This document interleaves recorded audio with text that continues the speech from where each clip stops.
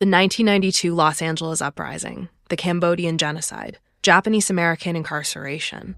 What you know isn't always the full story. Our new podcast, Inheriting, about Asian American and Pacific Islander families where the past is personal. Korean Americans, we call it 사이구. Did you ever realize when you were a child that you became an orphan? Camp was such a hard time. How do you think you got through it? Listen to Inheriting from LAist Studios and the NPR network, wherever you get your podcasts.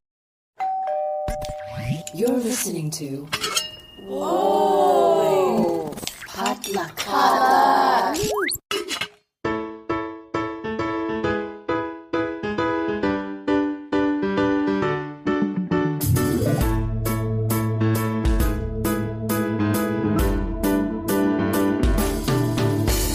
And hey everyone, welcome to Books and Boba, a book club and podcast featuring books by Asian and Asian American authors. My name is Marvin Yue. And I'm Rira Yu.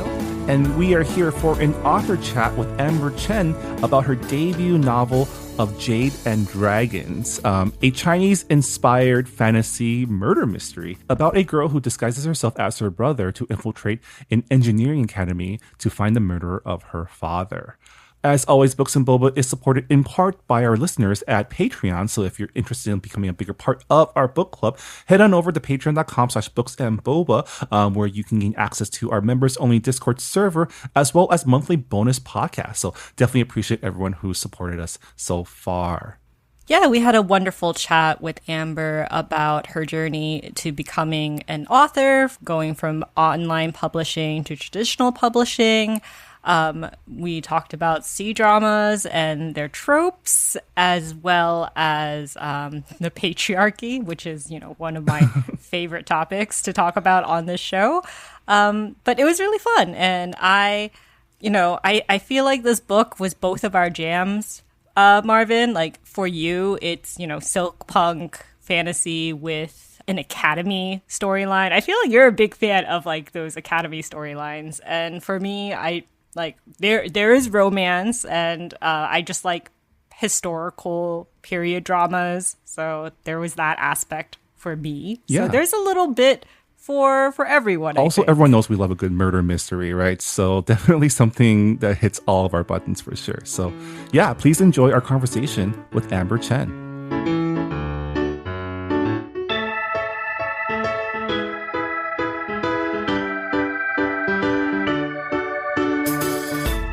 And we are here with Amber Chen to talk about her debut silk punk fantasy novel of Jade and Dragons.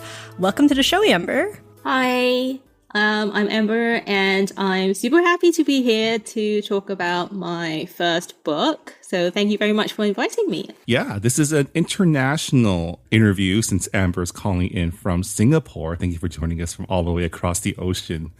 So we always love to start off our author chats by learning more about our author's background, how they became an author, and specifically for you, how you got into novel writing and how you got your book published in the West.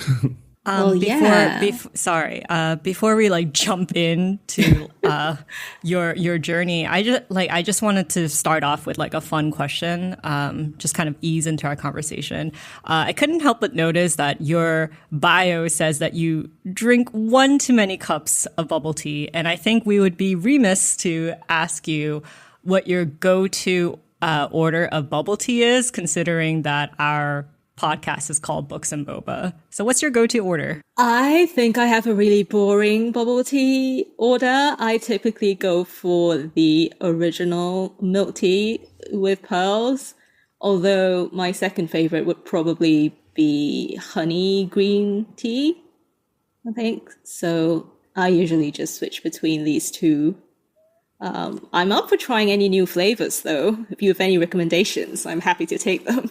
Well, we are also boring people, and we also have very plain boba orders. We've mentioned in previous episodes that we tend to like higher quality teas in our milk tea, and usually it's just the normal black milk tea, green milk tea. So welcome to the boring boba order club. But yeah, let's jump right in.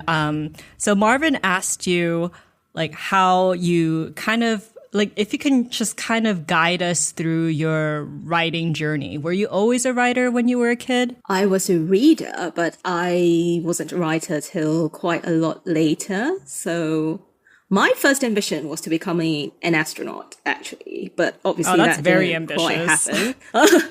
I know, a bit too ambitious, possibly. So, yeah, I quickly figured out that wasn't going to work, but I did a lot of reading as a child, mostly fantasy, quite a lot of science fiction. Didn't quite actually think of writing my own stories until I was, I think, in university.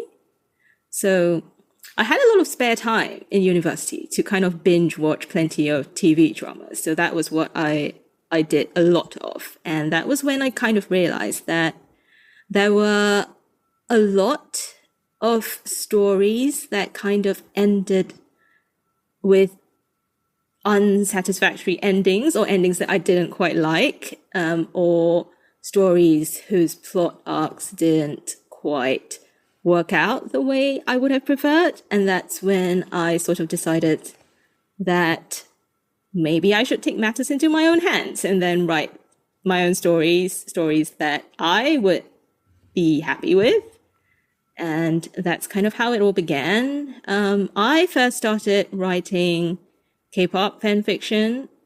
So that was quite some time ago. And the entire idea behind that was to write my own TV dramas, casting my favorite, like, K-pop idols as the main characters. And then later on, I branched out to do original, like entirely original web novels, before I even considered traditional publishing. Yeah, that's quite a jump. I am curious to hear about like how your experience writing fan fiction and web novels, which are completely online publishing, versus traditional publishing. Because as like I used to write fan fiction too, so I know like the adrenaline of just getting comments right away, being able to change things as you write. There's like I feel like fan fiction really lowers the pressure. So like, was that the same experience for you? Yeah, definitely. I think it was really encouraging actually writing fan fiction, and it really kind of pushed me to keep writing because people on the fanfic forums were just quite friendly and enthusiastic. I mean, if you share the same liking for certain artists and idols, then typically they are quite welcoming of you to the community. So I don't think I would have continued writing if I hadn't received lots of encouraging comments from readers. And that is something that I really like about writing on online platforms. That is definitely completely different from going into traditional publishing, I must say. Yeah, I mean, with traditional publishing, you have an actual editor and you have like an entire editorial team that like really kind of guide you in your writing. That's very different from just random strangers on the internet. But how did you like go about getting like your agent, and was the manuscript that you submitted of Jade and Dragons, or was it a completely different book? So Of Jade and Dragons was the first book that I wrote with the intention of traditional publishing, and I submitted it for Pitch Wars, which is now defunct, sadly. But I went through Pitch Wars in 2020, so I did edits on Of Jade and Dragons with my mentors. Then it went into the agent showcase. It took me about 9 months after that of querying before I managed to get an agent. The querying process can be just so slow. I've heard that it's become a lot slower today than it even was in like 2020. But yeah, so it took me 9 months. And it was Of Jade and Dragons that the agent that my first agent offered on. But in that 9 months when I was querying, I had actually written an entirely new manuscript that I was about to start querying at the same time. So that's kind of what happened. And that was when I signed with my first agent, Anne Perry, who has sadly now left agenting to go back to editorial. So I've had quite a number of agent transitions, I think. Oh, that must be so difficult, because like I feel like an agent is like the first person you trust with your baby, your manuscript, because they're the ones who are gonna have like their hand in it first, and then like know who they're gonna contact for. It's like, oh, this is the right book for this editor, or this is what the market is looking for. So that must have been so frustrating switching agents. Yeah, so it was when Anne, my first agent, told me that she was going back to editorial. Well, I was really happy for her because she got a really good offer. But at the same time, as a debut author, it can be quite scary. So I was lucky in that they managed to just transfer me to another agent at the same agency. That happened just after we sold Of Jade and Dragons to my publishers, and we were still waiting on the contract. It could have happened at a worse time, I suppose, because she could have left before we sold the book, and then I would be querying back at square one, probably. There are just basically worse times that my agent could leave. It was actually quite fortunate that she only had to do that after we'd already sold the book, and things were kind of on track. So the new agent just had to take over a lot of the paperwork, in that sense.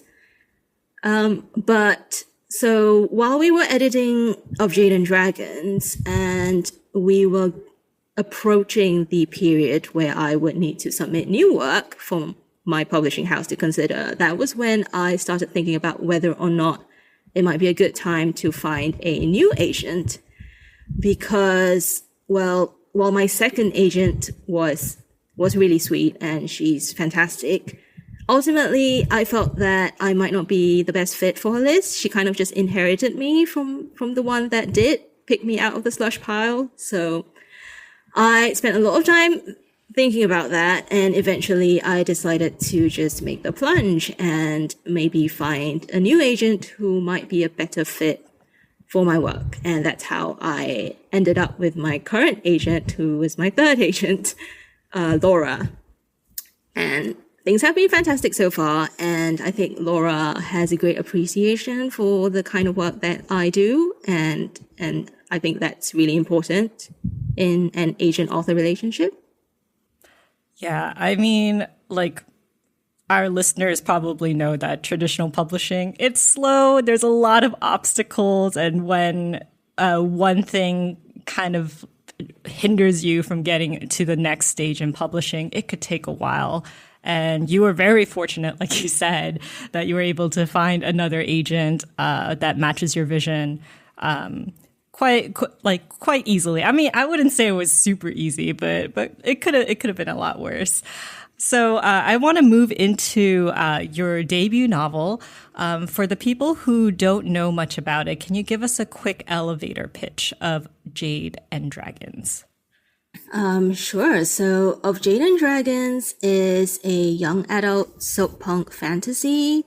It is about our protagonist she's a girl, Ying, and she witnesses her father being assassinated, murdered, basically. And she sets out on a hunt to search for the murderer in order to seek justice for his death. This takes her on a journey to the capital city and the prestigious Engineers Guild, where her father spent a lot of his time in his youth, in order to infiltrate the guild, to look for clues.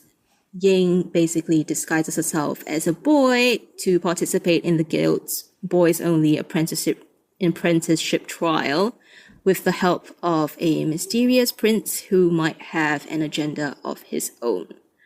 So the book basically follows her journey and how she tries to balance between achieving her own dreams while trying to kind of seek justice for her father's murder. Yeah. So what inspired you to write a Chinese-inspired fantasy murder mystery? Like, how did those themes coalesce for you while you were developing the story?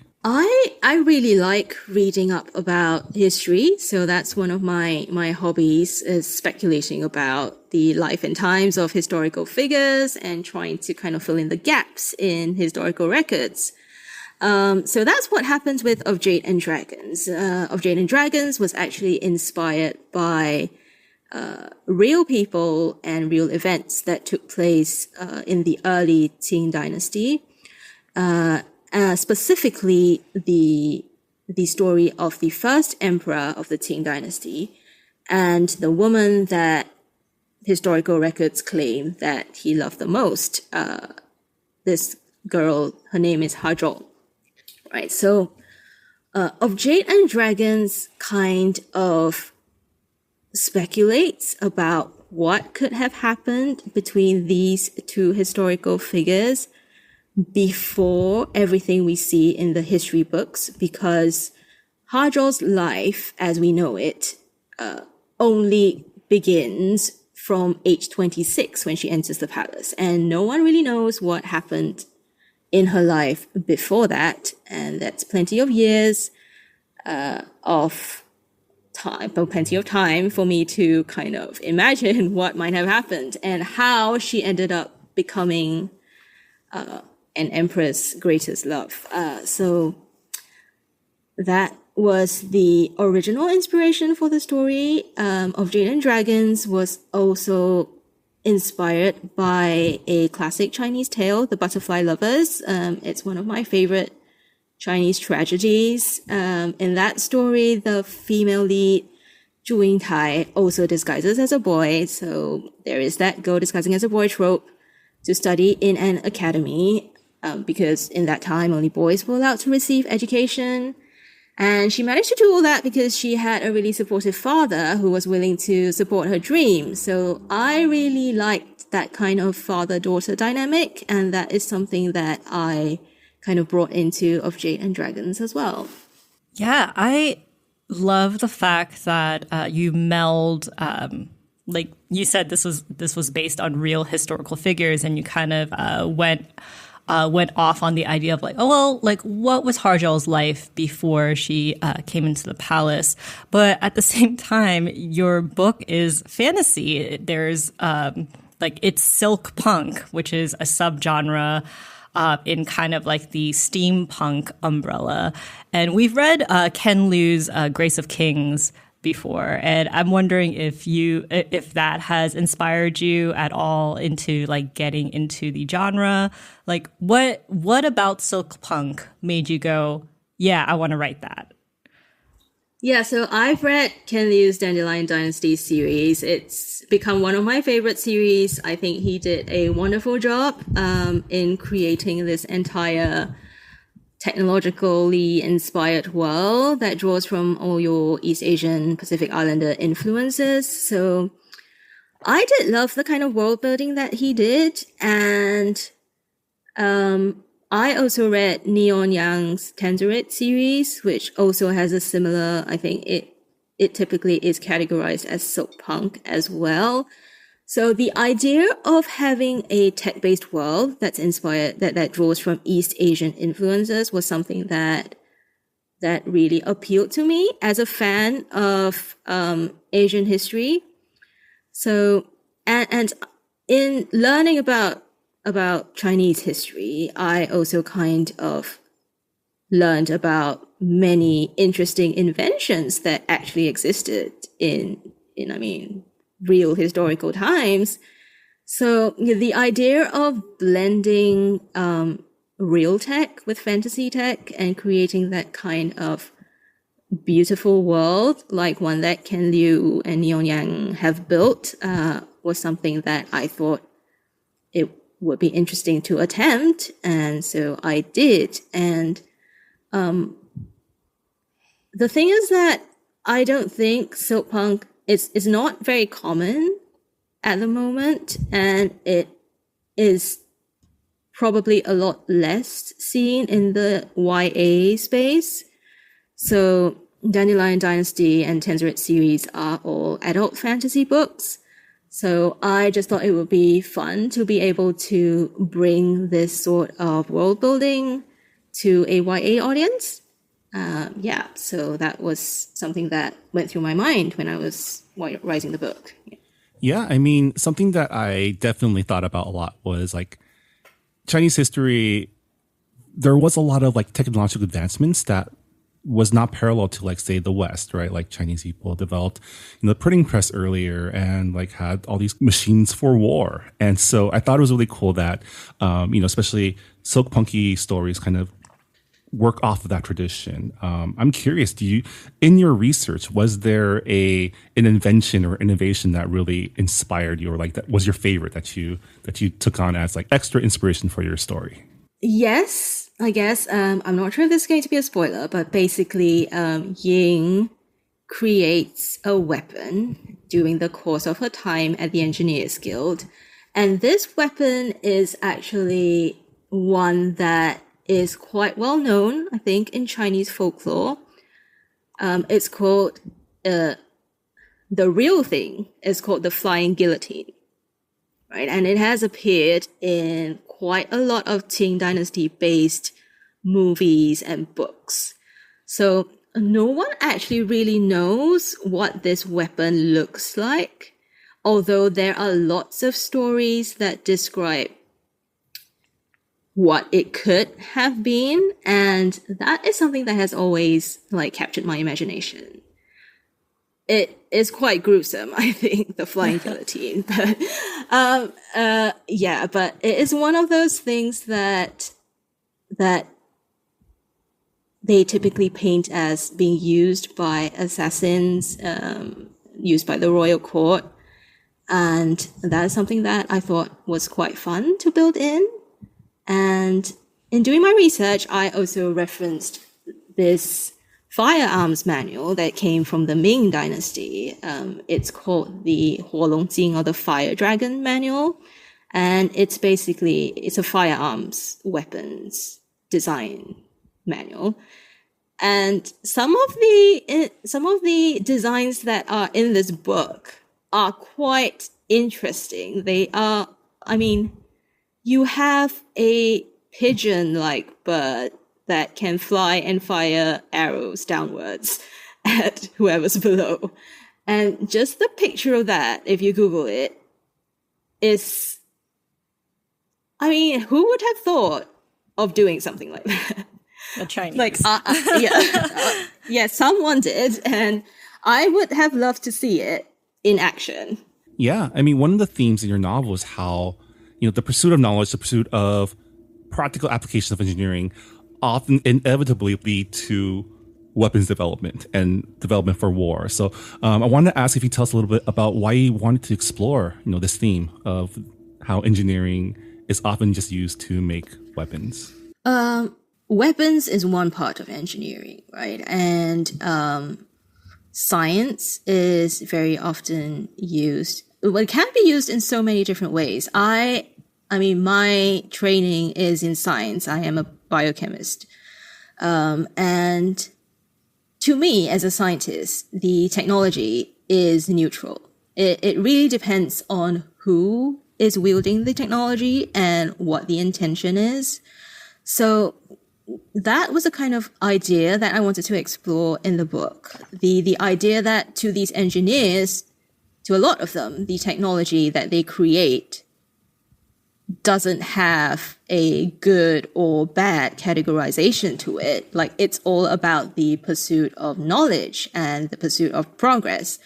But when politics kind of comes into play and other people start making decisions about who should use these inventions, how they should use them, when they should use them, that is when things become a bit gray in that sense. Like, how does one choose whether or not to use a particular tech or invention? Right? Who gets to make that decision? And in Of Jade and Dragons, Ying has to make that call for herself. She has to decide whether or not she wants to continue pursuing engineering in the guild, knowing that everything that the guild produces may or will very likely eventually be used in war. Right? Yeah. So that's a theme that I thought would be interesting. And for me as a scientist, it's something that's quite close to my heart. I have to say, like, that is pretty much that's pretty much the same in our world. A lot of new inventions, they get tested out by the military first, and then it kind of gets rolled out to the public. And some scientists, they pursue knowledge, like you said, and they think that their inventions are going to better humanity. But then there's this tragic fate of it kind of being twisted for weaponry. So you said that your background is in biochemistry. And I think it's really interesting because your protagonist, Ying, she disguises herself as a boy to get into this academy, to get into the Engineers Guild. And I'm wondering if your experience as someone who works in a male-dominated field like biochemistry, if that's helped you shape Ying's character arc. Was that the case at all? Like, how did your experience as a scientist shape your protagonist? I think my own experiences have definitely shaped how I've developed the storyline in this book and how it has shaped Ying as a character. So, yeah, I mean, you're right to say that the field that I'm in is still quite male dominated, right? Academia is unfortunately still quite male dominated, and misogyny still does exist in that field. It's something that I have experienced before. So that is something that I also wanted to explore in this book. I count myself lucky that I live in a time and place where many of the restrictions that used to be placed on girls have been lifted, right? But at the same time,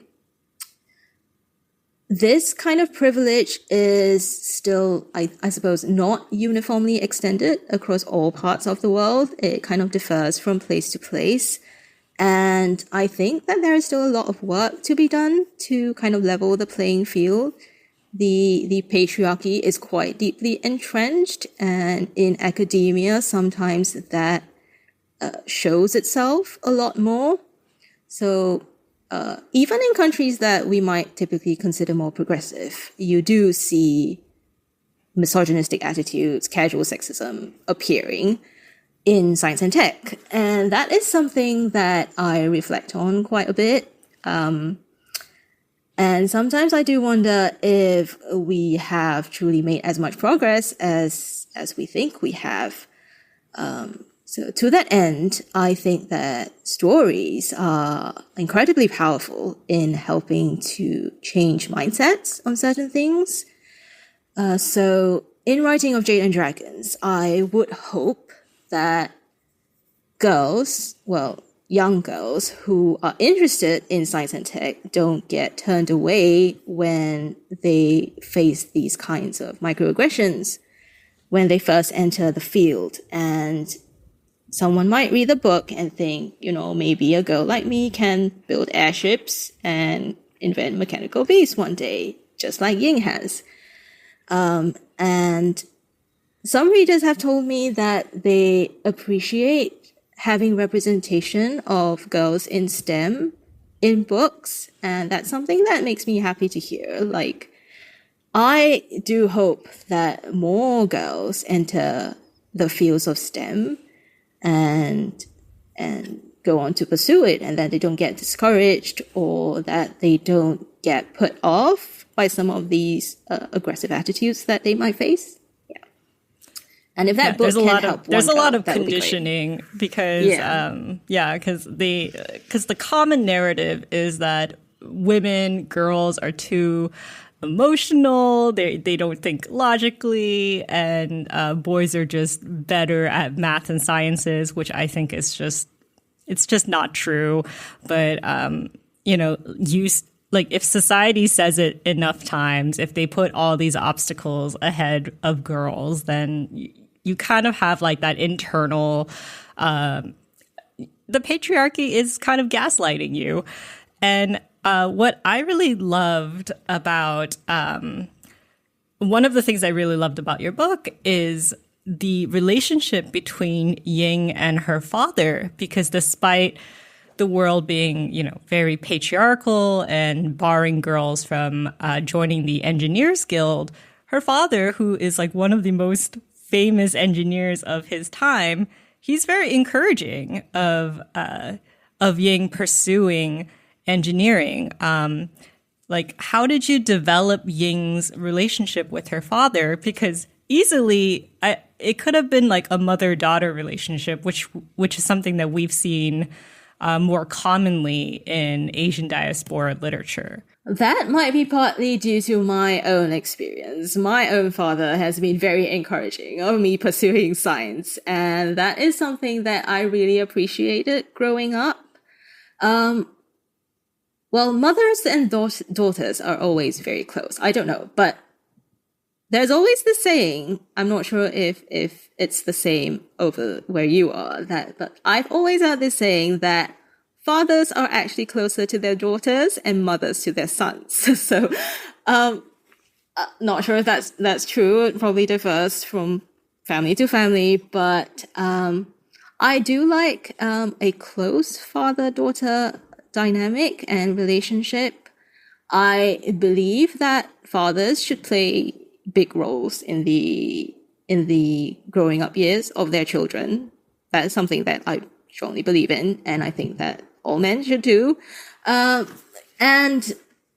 having my own father play a great role in pushing me actually to pursue science. I mean, he never had any second thought about it. For him, it was like, oh, you are interested in pursuing a degree in science, then by all means, go for it and go as far as you can. Because if the opportunity is there, then why not? And so I guess that is something that has influenced me and shaped me as a person. And so I decided to kind of bring that relationship and dynamic into my very first book. Well, I think I'm very blessed to have very supportive parents, and that's why I've dedicated my first book to them. They have been very supportive all my life, and even now they go around advertising my book to everyone they see. Oh, that's so sweet. So, yeah, they are very sweet. So that's how it came about. So in preparing for this interview, I was looking at reviews of your book, and a lot of readers were comparing your book to Mulan. And I don't think a lot of readers, at least in America, realize how popular the trope of a woman dressing up as a boy to kind of take the imperial exams to become a scholar. That's not really a thing that they kind of are aware about. Why do you think that's so popular in C-dramas and I guess Asian web novels? Yeah, so it's definitely a C-drama and C-novel thing. Pretty much almost every period drama you get, you will probably see the female lead dressing up as a boy to do one thing or the other. I think a lot of that kind of reflects what Chinese history was like, what Chinese society was like back in the time. So because of it being very patriarchal and having very strict gender roles in those times, so I suppose it makes sense for creators in that space to imagine girls breaking out of those predefined gender roles to kind of push their limits and do things that men were only allowed to do. And I guess it helps that in all these period Chinese dramas that men also have like kind of female long hair. Yeah. And a lot of the actors are also like very delicate, I would say. So it actually makes it a bit more believable. Although in every single drama that I've watched, I would not have believed that this girl could reasonably be mistaken for a boy. And yet no one ever seems to be able to tell that this female character is a girl in disguise. And yeah, so that's something that I've always found quite funny. I always find, I'm not an avid watcher of C-dramas, but I've seen pictures of those actresses who dress up as scholars, and I'm like, who in the world would think that this is a boy, this is a man? Like it's just like so mind-boggling to me. I think the most convincing one that I've seen is the actress Nini in Rise of the Phoenixes. Like she actually like fills out her brows so that it's like more masculine, and I'm like, okay, that's like a little bit more convincing. I feel like some of these characters do not put in the effort. They just put their hair up and put male clothing on, and they're like, okay, I'm done. This is the most convincing that I can get. So it's very funny to me. Yeah, it's quite funny. And no one in the show will ever be able to tell that they're a girl. Yeah, they're just going to be like, oh, that's a really beautiful man right there. Yeah. You're just as pretty as a girl. And it's like, should that be taken as a compliment? I don't know. Yeah, but that's just so common in like Chinese dramas and Chinese novels nowadays that, I mean, I don't blink when I see that happen. I expect that to happen. But I suppose like audiences in the West would not be as used to this trope being used as much as Chinese audiences are. Yeah, I mean, at the same time, though, we've read several books by Chinese American authors specifically that involve cross-dressing that are takes on the Hua Mulan legend. And they all involve, like, the surprise, they all involve a woman trying to escape the patriarchal society. As an author, like, what inspired you to use that trope in your story, and why do you think it's such a popular one? I think, I mean, for me, it was kind of about trying to create a kind of a reflection of what the world was actually like during that time. So something that I did put quite a lot of effort in trying to do was to create a fantasy world that quite closely mirrored what life was like for people in the early Qing dynasty. That was when the inspiration for the book was drawn from. And I suppose for other authors, when they are writing in this kind of space, particularly if they are taking inspiration from Chinese history, then there is no escaping that kind of struggle against the patriarchy. That is a common theme that runs through a lot of Chinese-inspired stories. And I'm not sure if to some extent it might also reflect some of the challenges that we still face in Chinese societies, even in diaspora society, like Chinese communities. And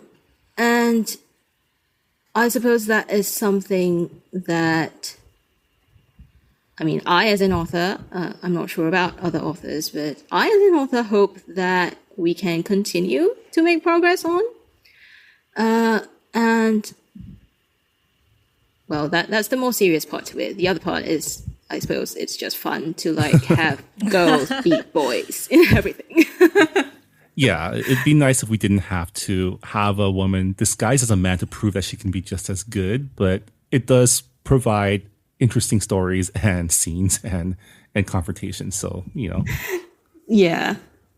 Yeah, I mean, like the previous author interview that we had was with KX Song, the author of Night Ends with Fire, and that is a fantasy that's inspired by Mulan, and it's also the situation where the main character, she disguises herself as a boy.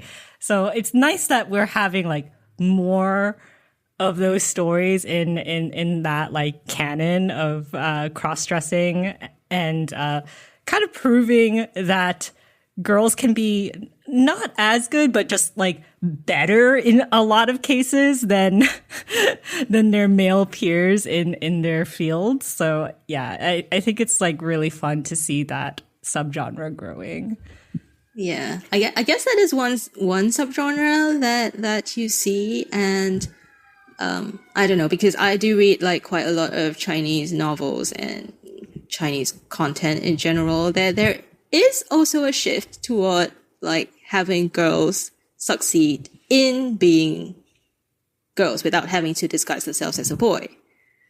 Like, I don't know. Well, I'll give you a Chinese drama recommendation that I happen to be watching now. It's called The Princess Royal, and she is basically investigating cases, appearing in royal court as she is as a princess, and just showing up all the other men in her father's court. And that's quite fun. And that, I guess, there is that other type of story that exists.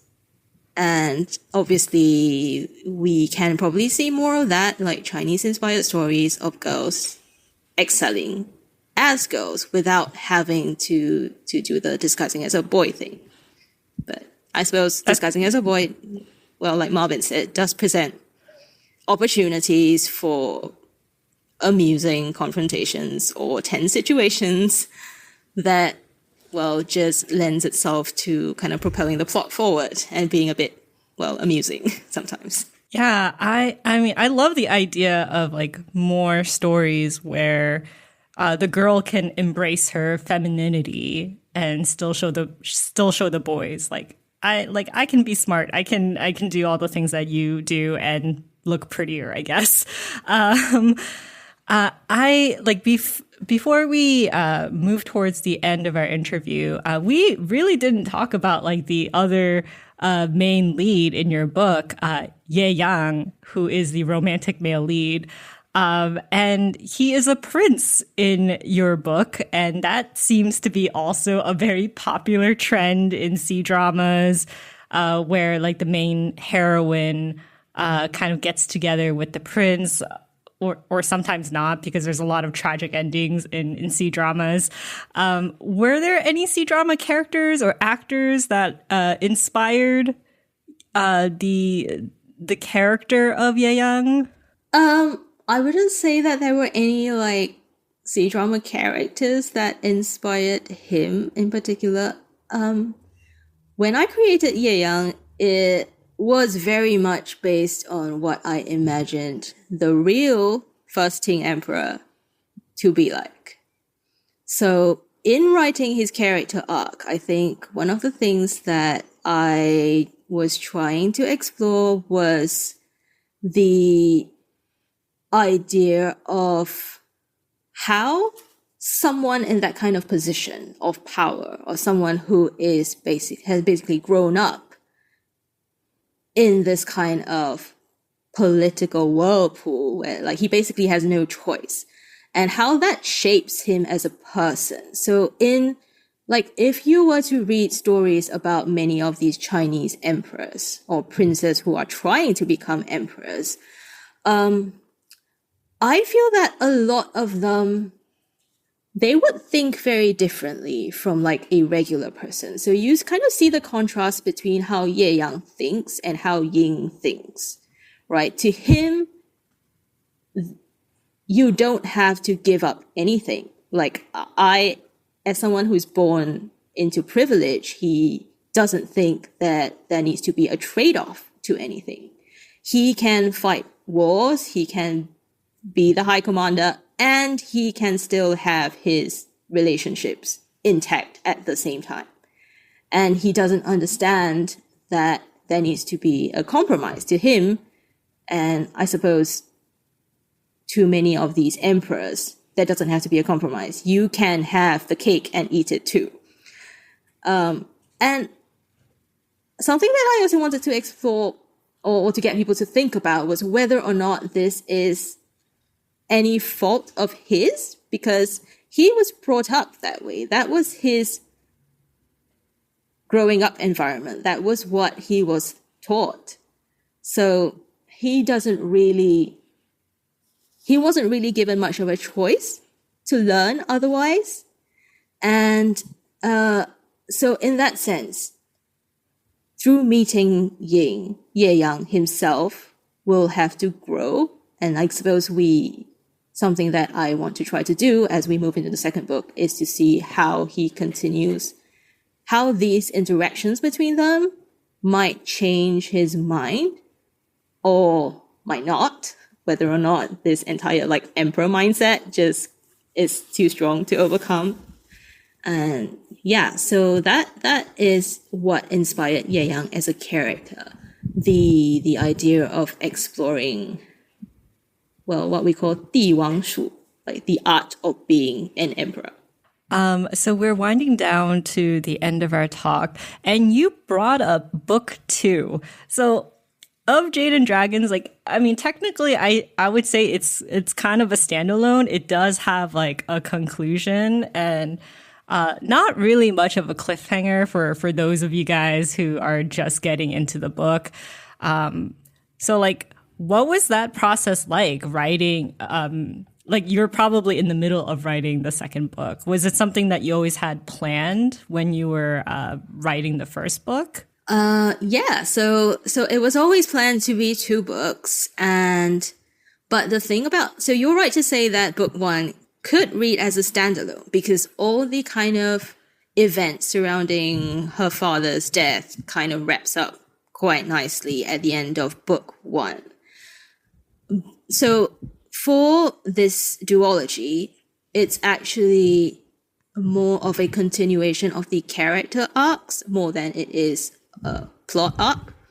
So the 2 plots of books 1 and book 2 are quite separate, although chronologically it is a continuation of their lives. Yeah, your first book is at its core a murder mystery. Can you give us a little hint on what the structure of book 2 is, or is that still under wraps? I think we are going to see a lot more of the wider world beyond the capital city and the guild.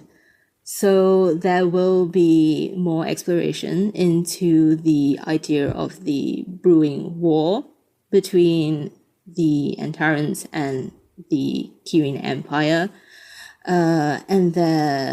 So that is something that we'll see in book 2. And there will be a whole host of new characters beyond the shores of Fae, including an all-girl pirate crew. So that is oh my god, that sounds so cool. And I guess with that, before we go, is there anything else you wanted to plug? Are you doing any book tour in the States or anything? What's going on with anything that you want to let our listeners know about? No. So, I am very, very far away from the States. So currently there are no plans to visit, although I would love to in the future. And hopefully I do have that chance to come over and meet readers overseas. So if you're interested in picking up of Jade and Dragons, please do. I do have a series called The History Behind of Jade and Dragons that I've started on TikTok. So if you are interested in kind of learning more about the historical influences and all the Easter eggs that are in the book, then that's where you can find it. So as we find ourselves at the end of our conversation, you mentioned that you're working on a bunch of stuff right now, but anything coming down the pipe that you want to let our listeners know about? Well, I mean, next week, We Shall Be Monsters comes out at the time of recording this. I'll be going on a little West Coast tour, hitting up San Francisco, Portland, San Diego, LA. And beyond that, I'm just going to be working on my books. Just like really kind of shackled to my computer as I finish it. Well, best of luck to Thank you. Drafting and deadlines. I cannot imagine the stress you're going through right now with a new book coming out this week, and also just handing in your manuscript and waiting for revisions. It's a lot. It's a lot, and I only have myself to blame for this. It's a big book. It was very challenging, but I'm eager to turn it in and then just have a week to celebrate We Shall Be Monsters and hang out with friends and readers. And yeah, I think it'll be great. Yeah, definitely celebrate that win. Well, thank you so much, Tara, for joining us and talking to us about the book. Congratulations. Thank you. And that was our conversation with Amber Chen. Her debut novel of Jade and Dragons is available now at booksellers everywhere, including, as always, the Books and Boba bookshop.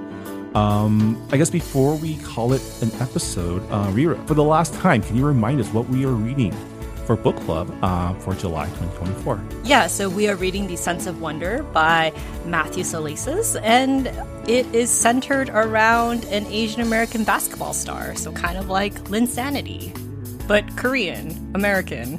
Yeah, so I've been reading along with our Patreon members over on Discord, and I think it's really interesting because there is also so it follows three characters: a Korean-American basketball star or rising basketball star, a Korean-American entertainment executive who is making K-dramas, and a Korean-American sports writer.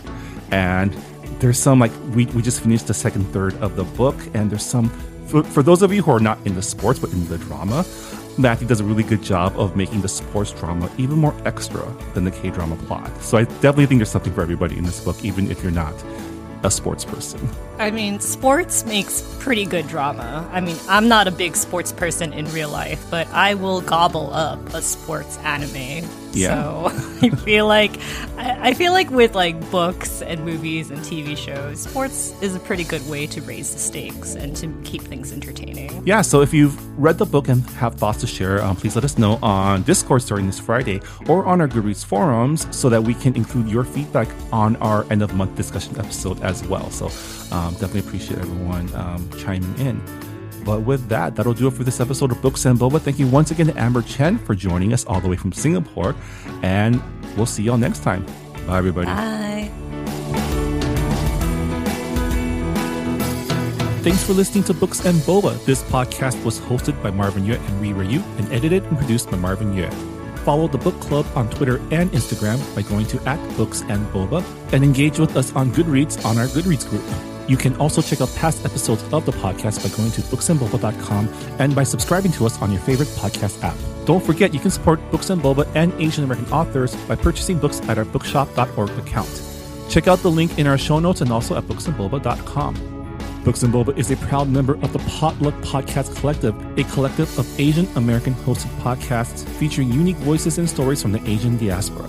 Learn more about the collective and check out our fellow Potluck shows by visiting the website podcastpotluck.com. Thanks for listening.